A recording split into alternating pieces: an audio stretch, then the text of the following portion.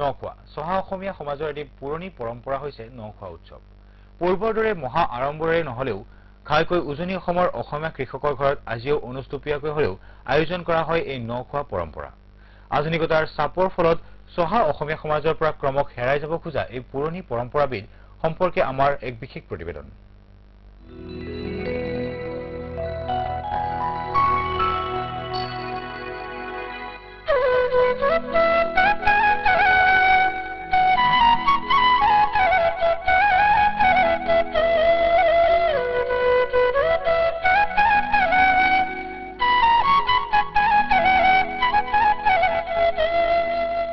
প্ৰতিজন চহা অসমীয়াৰ বহু প্ৰত্যাখ্যিত আৰু আদৰৰ মাহ আঘোণ মাহ। এই আঘোণ মাহতে প্ৰতিজন চহাই নিজ ঘৰলৈ আদৰি আনে পথাৰৰ লখিমীক। আৰু এই লখিমী আদৰা পৰ্বৰ মাজতে অসমৰ প্ৰান্তে প্ৰান্তে আজিও উদযাপিত হয় নখোৱাৰ পৰম্পৰা। আৰু এই নখোৱা পৰম্পৰাই আজিও প্ৰতিজন অসমীয়াৰ মাজত জীয়াই ৰাখিছে একতা আৰু ভাতৃত্ববোধৰ চানেকি। অসমীয়া বৰ্ষৰ জেঠ মাহৰ পৰা ভাদ মাহ পৰ্যন্ত অসমীয়া কৃষকে পথাৰত হাড় ভাঙি খেতি কৰে ধানৰ। আঘোণ মাহত সোণালী বৰণেৰে ভৰি পৰা সুবিশাল ধাননি পথাৰবোৰৰ পৰা অসমীয়া কৃষকে প্ৰকৃততে কাতি মাহৰ পৰাই লখিমী আদৰা আৰম্ভ কৰে। ইয়াৰ মাজতে মৰণা মাৰি পটোৱাৰ পাছত গুটি ধান ভঁৰাললৈ নিয়াৰ প্ৰাক মুহূৰ্তত আৰম্ভ হয় নখোৱা পৰম্পৰা। আগত এই নখোৱাটো বৰ ডাঙৰ হিচাপে পালন কৰা হৈছিলে, কাৰণ তেতিয়া সকলো বস্তু উভৈনদী।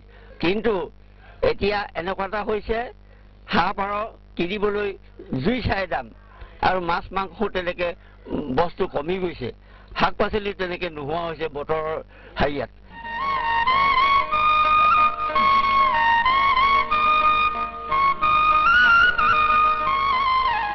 শাওনৰ পথাৰত কঠীয়াৰ প্ৰথম গোজ দিওঁতেই অসমীয়া খেতিয়কে শপত লয় গুৰুক দিম, ভকতক দিম, খোজনীয়া মগনীয়াক দিম, পচা শৰীৰত খাম।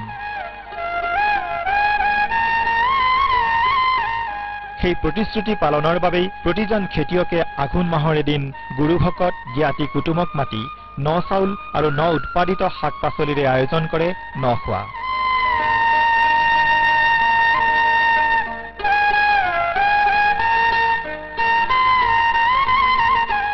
অসমীয়া তিনিটা বিহুৰ দৰে উজনি অসমত প্ৰচলিত এই নখোৱা উৎসৱত অতীজৰে পৰাই ঠাই আৰু জনগোষ্ঠী সাপেক্ষে চুঙা চাউল, চেৱা দিয়া ভাতৰ লগত মাটি দাইল, হাঁহ কোমোৰা, বিলাহী, ফুলকবি, বৰালি মাছৰ আঞ্জা বিশেষভাৱে পৰিচিত আছিল।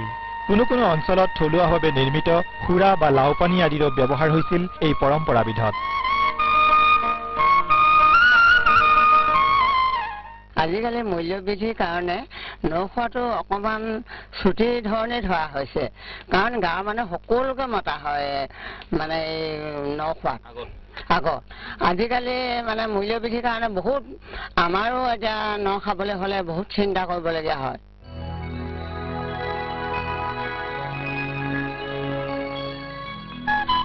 সাম্প্ৰতিক সময়ত দৈনিক বৃদ্ধি পাবলৈ ধৰা মূল্যবৃদ্ধি, প্ৰতি বছৰে বাঢ়ি অহা বানপানীৰ তাণ্ডৱ, অসমীয়া কৃষক পৰিয়ালৰ নতুন প্ৰজন্মৰ মাজত ব্যাধিৰ দৰে দেখা দিয়া কৰ্মবিমুখতা আৰু বিশ্বায়নৰ কেঁকোৰা চেপাত গঢ় লোৱা কিছুমান অপসংস্কৃতিৰ ফলত যেন আজি হেৰাই যাবলৈ ধৰিছে এই সম্প্ৰীতিৰ আয়োজন।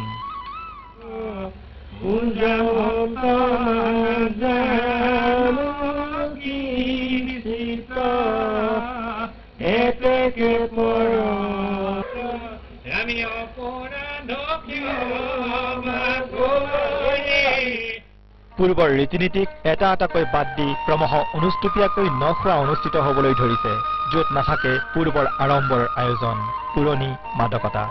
এনেকৈ অসমীয়া কৃষকৰ মাজত প্ৰচলিত এই পৰম্পৰাবিধ ক্ৰমশ হেৰাই গৈ এই সময়ত হৈ পৰিব দুৰ্লভ অথবা কোনো সাধুকথাৰ কাহিনী।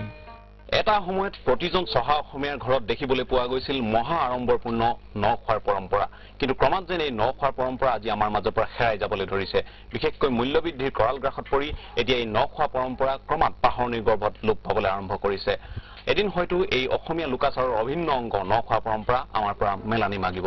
কেমেৰামেন চান্দু দাস আৰু নবুল কোঁৱৰৰ সৈতে মই Rajdeep Bailung Baruah, North East television.